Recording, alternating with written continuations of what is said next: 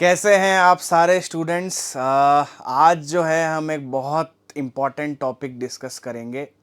अभी 5 नवंबर को एक बहुत इम्पॉर्टेंट जजमेंट आया है सुप्रीम कोर्ट का, जो आपने बहुत जगह न्यूज़ में देखा भी होगा। बहुत टाइम से ये केस पेंडिंग चल रहा था और काफ़ी टाइम से इस पे न्यूज़पेपर में एडिटोरियल्स भी आ रहे थे। फाइनली सुप्रीम कोर्ट की 9 जजेस की बेंच ने एक बहुत ही लैंडमार्क जजमेंट दिया है काफ़ी टाइम से इस पेंडिंग केस में, जिसको आज हम डिस्कस करेंगे। और आपके एग्ज़ाम पॉइंट ऑफ व्यू से ये काफ़ी इंपॉर्टेंट जजमेंट है, क्योंकि जस्ट एग्ज़ाम से कुछ दिन पहले ही ये जजमेंट आया है। 1 दिसंबर को क्लैट का एग्ज़ाम है और 5 नवंबर का ये जजमेंट है। तो क्या जजमेंट है, चलिए आगे जानते हैं इसको वीडियो में। तो जजमेंट का जो नाम है वो है property owners association versus state of Maharashtra. Judgment जो है 5 नवंबर 2024 का है, बहुत लेटेस्ट है। और 9 जजेस की कॉन्स्टिट्यूशनल बेंच ने ये जजमेंट दिया है, जिसको प्रिसाइड ओवर कर रहे थे chief justice DY Chandrachud, Dhananjaya Y Chandrachud. DY Chandrachud जो आप जानते हैं कि बहुत ही जल्द उनका रिटायरमेंट होने वाला है और नेक्स्ट चीफ जस्टिस आएंगे। तो जाते जाते उन्होंने एक बहुत टाइम से पेंडिंग केस को जो है डिसाइड किया है। अब थोड़ा इस केस की इंसाइट के अंदर चले जाते हैं, ताकि आपको हम बता पाएँ कि इसके फैक्ट्स क्या थे और इसके अंदर क्या कंटेंशंस थे और कोर्ट ने क्या हेल्ड किया। तो जब ब्रीफ फैक्ट अगर हम इस केस के देखें तो बेसिकली 1986 के अंदर जो महाराष्ट्र की गवर्नमेंट थी, उनका एक एक्ट था, Maharashtra housing and area development act 1976, जिसको हम शॉर्ट में महाड़ा बोल सकते हैं। उसके अंदर उन्होंने एक नया चैप्टर इंसर्ट किया, चैप्टर 8A।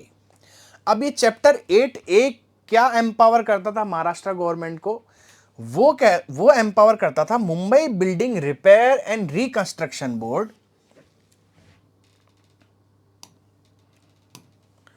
वो एम्पावर करता था Mumbai building repair and reconstruction board, जो एक बॉडी है MBRRB कि वो 1 सितंबर 1940 से पहले बने हुए जो कंस्ट्रक्शन हैं, यानी जो फ्लैट्स हैं और जो कंस्ट्रक्शन है जहाँ पे रेजिडेंट्स रहते हैं, जैसे कि सोसाइटीज़ के अंदर होता है, काफ़ी सारे फ्लैट्स बने होते हैं। और जो सेस्ड प्रॉपर्टीज़ हैं, यानी जो जिन पर टैक्स इम्पोज किया गया है, और उस टैक्स से उन बिल्डिंग्स के रिस्टोरेशन का काम इसी को करना था, MBRRB को। अगर 70% रेजिडेंट जो हैं कंसेंट दें तो MBRRB उन प्रॉपर्टीज को एक्वायर कर सकती है। ये एम्पावर किया 1986 के अमेंडमेंट ने MBRRB को। अब ये जो अमेंडमेंट किया गया जिससे कि MBRRB को एम्पावर किया, Maharashtra housing and area development act में महाड़ा के अंदर अमेंडमेंट करके, इसको जो वहाँ के रेजिडेंट्स थे महाराष्ट्र के और बेसिकली मुंबई के लगभग 20,000 रेजिडेंट्स थे जो प्रॉपर्टी ओनर्स थे, उनकी एक एसोसिएशन थी, उन्होंने इस अमेंडमेंट को जो है हाई कोर्ट के अंदर 1991 के अंदर चैलेंज किया कि ये हमारे फंडामेंटल राइट जो है 14 और 19 का वायलेशन करता है। और इससे तो जो है एक पावर मिल जाएगी गवर्नमेंट को, एक एनार्की हो जाएगी कि गवर्नमेंट जब चाहे किसी की भी प्रॉपर्टी जो है उसको पर्सन को डिस्पोजेस करके एक्वायर कर सकती है, और जो रेजिडेंट्स हैं उनके लिए और डिफिकल्ट सिचुएशन हो जाएगी। अब गवर्नमेंट जो है उन्होंने इसमें क्या बैकिंग दी अपनी कि भाई किस बेसिस के ऊपर वो ये अमेंडमेंट लेके आए हैं। बेसिकली जो ये अमेंडमेंट है इसका जो बेसिस था वो था आर्टिकल 39B, जो कि गवर्नमेंट को एम्पावर करता है। आर्टिकल 39B की अगर आप कॉन्स्टिट्यूशन में लैंग्वेज देखोगे, जो directive principle of state policy है, वो ये कहता है the state shell in particular direct its policies towards securing that the ownership and control of the material resources of the community are so distributed as best to subserve common good। बात हो रही है material resources of community. Article 39B जो है state के ऊपर एक duty impose करता है कि जो भी मटेरियल रिसोर्सेज हैं कम्युनिटी के, उनको इस तरह से डिस्ट्रीब्यूट किया जाए ताकि वो कॉमन गुड जो है उसको सर्व कर सके सोसाइटी के अंदर। अब क्वेश्चन ये आता है कि मटेरियल रिसोर्सेज में क्या क्या आते हैं। मटेरियल रिसोर्सेज में सारी बिल्डिंग और सारे लैंड्स आते हैं। बेसिकली जब ये गवर्नमेंट ने लॉस बनाना चालू किए, तब वो टाइम चल रहा था जब भारत को आज़ाद हुए कुछ ही साल हुए थे। तो तब ऐसी एक दिक्कत थी कि तब जमींदारी सिस्टम बहुत ज़्यादा था और कुछ लोगों के पास ज़्यादातर ज़मीन थी। तो उस केस में जो जमीन है, ताकि उसको गवर्नमेंट वापस ले सके और उन लोगों के जिनके पास जमीन नहीं है उनको दे सके, इस तरह के लॉस बनाने के लिए जो है ड्यूटी इंपोज की गई स्टेट के ऊपर। इसलिए इस पर्टिकुलर आर्टिकल को डीपीएसपी में डाला गया कि ये डायरेक्शन है स्टेट को कि वो इसके ऊपर प्रिंसिपल्स बनाए, इसके ऊपर लॉज बनाए, उसको इंप्लीमेंट करें। अब ये आप सब जानते होंगे कि पहले फंडामेंटल राइट टू प्रॉपर्टी भी एक फंडामेंटल राइट था जो आर्टिकल 19 के अंदर ही आता था, जो कि अब नहीं है। अब फंडामेंटल राइट टू प्रॉपर्टी नहीं है, अब वो केवल एक कॉन्स्टिट्यूशनल राइट है आर्टिकल 300A के अंदर। तो प्रॉब्लम यही थी। तो उस समय पे गवर्नमेंट जब किसी प्रॉपर्टी को एक्वायर करे, उसको प्रोटेक्ट करने के लिए आर्टिकल 31C को भी कॉन्स्टिट्यूशन के अंदर ऐड किया गया। ठीक है, जब आप आर्टिकल 31C कॉन्स्टिट्यूशन के अंदर पढ़ते हो तो उसकी लैंग्वेज क्या है? Notwithstanding anything contained in article 13, no law giving effect to the policy of the state toward securing all or any of the principle laid down, all or any of the principle laid down in part 4 shall be deemed to be void on the ground that it is inconsistent with or takes away or abridges any of the rights conferred by article 14 or 19। अगर आप आज की date में Indian constitution को open करेंगे और अगर वहां पे आर्टिकल 31C पढ़ेंगे तो आपको ये लैंग्वेज मिलेगी। ये लैंग्वेज क्या कहती है कि अगर कोई भी लॉ बनाया है स्टेट ने, किस लिए? सिक्योर करने के लिए जो भी प्रिंसिपल्स दिए हैं पार्ट 4 के अंदर, उनको, यानी जितनी भी डीपीएसपी दी है उनको एनफोर्स करने के लिए, उनको इंप्लीमेंट करने के लिए अगर स्टेट कोई भी लॉ बनाती है, भले ही वो लॉ आर्टिकल 14 और 19 को वायलेट करता हो, फिर भी उसको कोर्ट के सामने चैलेंज नहीं किया जा सकता है, उस पर आर्टिकल 13 नहीं लगेगा। वो those laws are not subject to judicial review. अब इस पर्टिकुलर आर्टिकल को आप देखोगे तो यहां पे ब्रैकेट में जो मैंने अंडरलाइन किया है, यहां पे लिखा है all or any of the principle laid down in part 4। जो ओरिजिनल आर्टिकल 31C था उसके अंदर ये लैंग्वेज नहीं थी। ये जो लैंग्वेज है ये आई 42nd कॉन्स्टिट्यूशनल अमेंडमेंट एक्ट के बाद। 42nd कॉन्स्टिट्यूशनल अमेंडमेंट एक्ट के पहले यहां पे पूरा आर्टिकल सेम था, पर यह पर्टिकुलर पार्ट जो है, जो मैंने अंडरलाइन किया है ऊपर, उसकी जगह ये लिखा हुआ था the principle specified in clause B और क्लॉज सी ऑफ आर्टिकल 39। यानी अगर आप आर्टिकल 39 के क्लॉज बी और क्लॉज सी के अंदर जो भी दिया है उसको इंप्लीमेंट करने के लिए अगर आप कोई लॉ बनाते हो, तो भले ही वो आर्टिकल 14 और 19 को वायलेट करे, फिर तो भी सुप्रीम कोर्ट के अंदर या कहीं पे भी उसको चैलेंज करने के लिए केस फाइल नहीं कर सकते हैं कि भाई ये तो हमारे फंडामेंटल राइट वायलेट करते हैं। तो यानी 42nd अमेंडमेंट एक्ट से पहले गवर्नमेंट के पास पावर थी केवल वो लॉ बनाने की जो आर्टिकल 39 के क्लॉज बी और क्लॉज सी को एनफोर्समेंट में लाने के लिए बनाए जाए। ठीक है, तो ये हमने आर्टिकल 39 भी देख लिया यहां पे, जो क्या कहता है कि भाई मटेरियल रिसोर्सेज जो हैं कम्युनिटी के, उसको पब्लिक गुड में, कॉमन गुड के लिए जो है गवर्नमेंट एक्वायर कर सकती है और उसको कॉमन गुड में सर्व करने के लिए डिस्ट्रीब्यूट कर सकती है। अब 42nd अमेंडमेंट से हुआ क्या कि इसकी लैंग्वेज चेंज करके सारी डीपीएसपी डाल दी। तो ये जो पर्टिकुलर अमेंडमेंट था 42nd अमेंडमेंट, जिससे ये पार्ट ऐड किया गया, इसको सुप्रीम कोर्ट ने Minerva mills versus Union of India का जो अपना जजमेंट था 1980 का, उसमें अनकॉन्स्टिट्यूशनल डिक्लेयर कर दिया कि भाई ये जो 42nd अमेंडमेंट से आर्टिकल 31C में लैंग्वेज ऐड की गई है, all or any of the principle laid down in part 4, ये पर्टिकुलर पार्ट जो है ये अनकॉन्स्टिट्यूशनल है, ये गैर संवैधानिक है। आप जो है डीपीएसपी को फंडामेंटल राइट से ऊपर नहीं कर सकते हो और जुडिशियल रिव्यू जो है वो बेसिक स्ट्रक्चर का पार्ट है। तो इस वजह से हुआ क्या कि ये जो लैंग्वेज थी ये जब अनकॉन्स्टिट्यूशनल डिक्लेयर हुई, तो जो पहले जो लिखा हुआ था वो अपने आप वापस रीइंस्टेट हो गया। और आज की तारीख में भले ही आर्टिकल 31C के अंदर लिखा हुआ ये है, बट क्योंकि ये अनकॉन्स्टिट्यूशनल डिक्लेयर हो चुका है Minerva mills versus Union of India से 1980 के जजमेंट से, इसलिए अब जो हम पढ़ेंगे वो यही पढ़ेंगे, क्योंकि जो पहले था वो अपने आप नेचुरली जो है एनफोर्समेंट में आ गया। तो ये एक ऐसा टेक्निकल पॉइंट है जो आपको समझाना थोड़ा जरूरी था, क्योंकि जब आप कॉन्स्टिट्यूशन पढ़ते हैं तो थोड़ा कंफ्यूजन हो जाता है। तो जो महाड़ा वाला जो एक्ट था जिसमें अमेंडमेंट हुआ, वो बना आर्टिकल 39 क्लॉज बी के अंदर कि भाई जो पुराने कंस्ट्रक्शन है जिस पे सेस है, उसके 70% रेजिडेंट जो हैं अगर अपना कंसेंट देते हैं तो उसको गवर्नमेंट एक्वायर करके उसको पब्लिक गुड के लिए यूज में ले सकती है। जैसे गरीबों के लिए शेल्टर होम बना दिए, कोई आवास योजना के तहत वो जो है वो फ्लैट दे दिए, तो उसकी बैकिंग जो है उन्होंने यहां पे दी। अब देखो यहां पे इशू एक ये भी है कि ये ऐसा पहला जजमेंट नहीं है जो सुप्रीम कोर्ट ने दिया है। इस इश्यूज पे पहले भी जजमेंट सुप्रीम कोर्ट के आ चुके हैं। मेन इशू क्या है कि ये जो प्राइवेट प्रॉपर्टी है, जो प्राइवेट लोग ओन करते हैं, क्या वो आर्टिकल 39 क्लॉज बी के अंदर जो मटेरियल रिसोर्सेज दिए हैं उसके अंदर इंक्लूड होती है या नहीं। ये इशू पहले भी कई बार जो है सुप्रीम कोर्ट के सामने आ चुका है, जिसमें से कुछ केस हम यहां डिस्कस करेंगे। जैसे सबसे पुराना और पहला केस जो है जिसको इस जजमेंट के द्वारा ओवर रूल कर दिया गया, उसका नाम है state of Karnataka versus Shri Ranganath Reddy. ये 1977 का जजमेंट है, 7 जजेस की कॉन्स्टिट्यूशन बेंच का। यह जजमेंट आया है 4:3 की मेजोरिटी से, यानी 4 जजेस जो हैं वो मेजोरिटी का पार्ट थे और 3 जजेस जो है वो डिसेंटिंग थे, वो माइनॉरिटी का पार्ट है।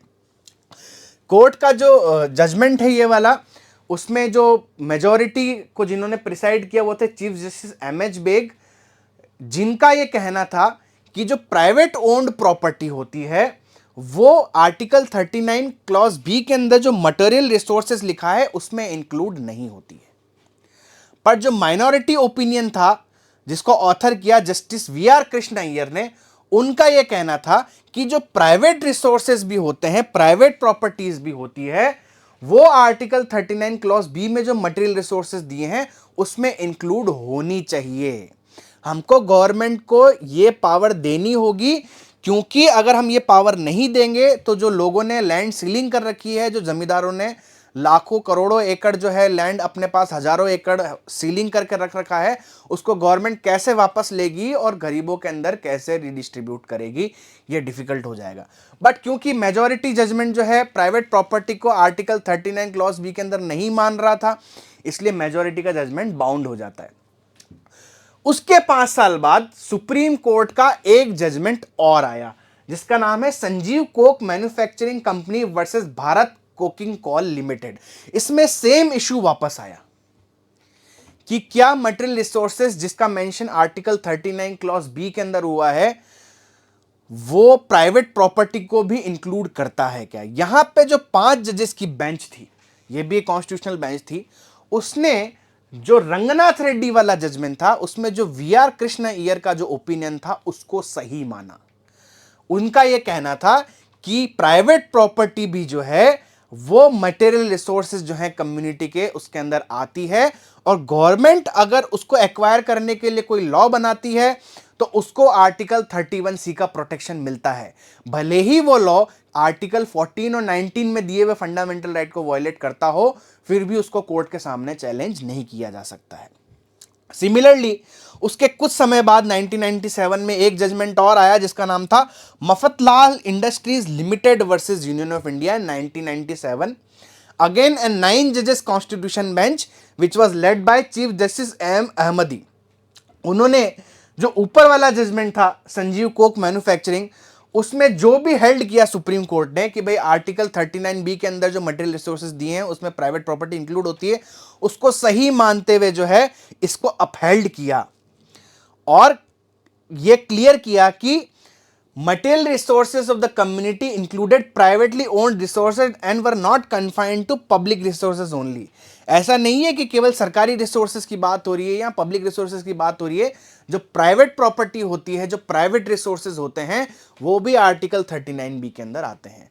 तो ऑलरेडी है 9 जजेस की बेंच ने लॉ सेटल डाउन कर रखा था 1997 में कि भाई आर्टिकल 39 क्लॉज बी के अंदर तो प्राइवेट रिसोर्सेज भी इंक्लूड होते हैं। अब जो इशू था कि भाई जो महाड़ा को हमने पावर दे दी है तो इसका मतलब प्राइवेट फ्लैट्स जो हैं वो भी इसके अंदर इंक्लूड होंगे, जो प्राइवेट कंस्ट्रक्शन है। हालांकि वो पर्टिकुलर अमेंडमेंट किन फ्लैट्स पे या कंस्ट्रक्शन पे लगता था, जो 1 सितंबर 1940 से पहले हुए हैं, उसके बाद नहीं। ठीक है, अब आपको एक इंटरेस्टिंग बात बताता हूं।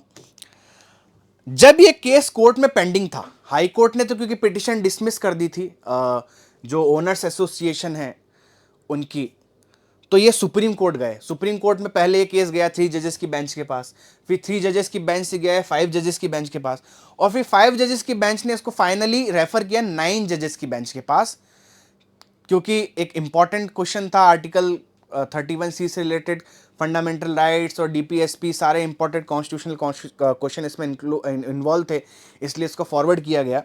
मीनवाइल जो पिटिशनर्स हैं वो सुप्रीम कोर्ट में एक पिटिशन और लेके गए कि भाई हमारी जो प्रॉपर्टी है वो तो गवर्नमेंट ने एक्वायर कर ली, और क्योंकि कोर्ट में केस पेंडिंग है इसलिए अब वो उसको रीस्टोर भी नहीं कर रहे हैं, उसको रिपेयर भी नहीं कर रहे हैं, तो हम आपसे परमिशन चाहते हैं कि भाई जो ओनर्स है उनको उनकी प्रॉपर्टी वापस लौटा दी जाए, ताकि एटलीस्ट वो उसको ठीक कर सकें, और जो टेनेंट इतने सालों से उन फ्लैट्स में रह रहे हैं उनको वो ठीक दाम पे प्रॉपर्टी बेच सकें।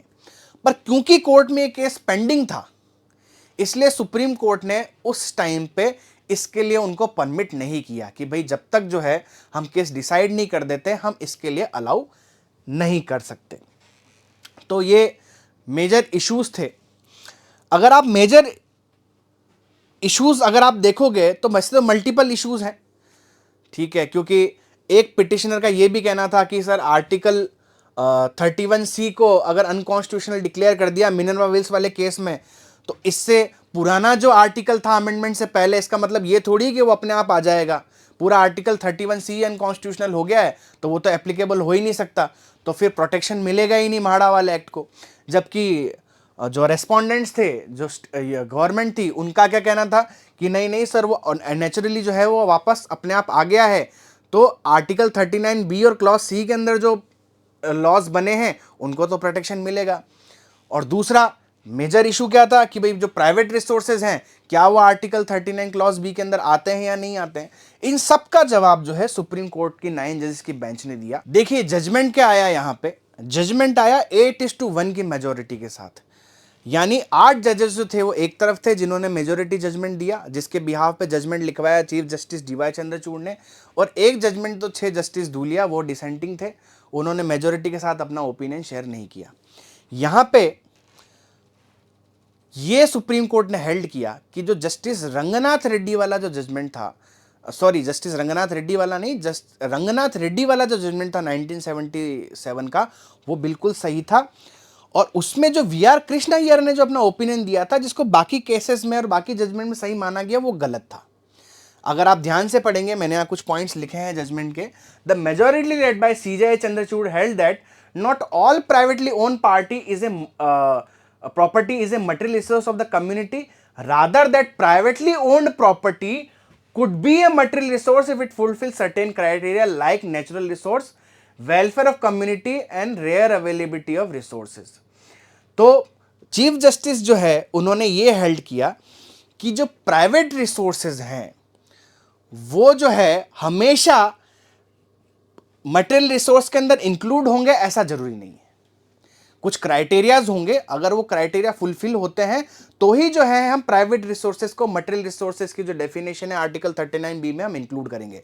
जैसे कुछ क्राइटेरिया क्या हो सकते हैं यहाँ पे, नेचर ऑफ रिसोर्सेज, कि भाई वो नेचर किस तरह का है, क्या वाकई बहुत ज़्यादा ज़रूरत है उसकी कि भाई उसको लोगों में देना बहुत ज़रूरी है, कम्युनिटी के बेस्ट सर्विस के लिए लोगों में उसको इक्वल डिस्ट्रीब्यूशन बहुत ज़रूरी है। वेलफेयर ऑफ कम्युनिटी, कि भाई कम्युनिटी के वेलफेयर के लिए बहुत ज़रूरी है। रेयर अवेलेबिलिटी ऑफ रिसोर्स, कि ऐसा रिसोर्स है जो बहुत रेयरली अवेलेबल है, एक किसी पर्टिकुलर पर्सन के या कुछ लोगों के पास रहेगा तो वो गलत होगा, सब लोगों के पास होना चाहिए। तो ऐसे कुछ क्राइटेरिया हैं जो अगर फुलफिल होते हैं तो एक प्राइवेट रिसोर्स को भी हम आर्टिकल 39B के अंदर इंक्लूड कर सकते हैं। पर ऐसा कहना कि सारे प्राइवेट रिसोर्स हमेशा आर्टिकल 39B के अंदर होंगे, कहना गलत होगा। तो मेजॉरिटी ने उन्होंने कहा, जस्टिस कृष्ण अय्यर की जो ऑब्जर्वेशन थी रंगनाथ रेड्डी के अंदर वाले के जजमेंट के अंदर वो गलत थी, और उस टाइम पे जो मेजोरिटी ने हेल्ड किया वो सही था। जस्टिस नागरत्ना जो थी in her partial dissent agreeing that privately owned property could become a material resource in certain circumstances. However, she disagreed with the majority's view that Justice Iyer's observations were incorrect. She emphasized that the observations were made in the context of different political backdrop and therefore judges of the past could not be criticized for their decision. Justice Nagarathna ने majority की ये बात तो मानी। क्या बात मानी majority की?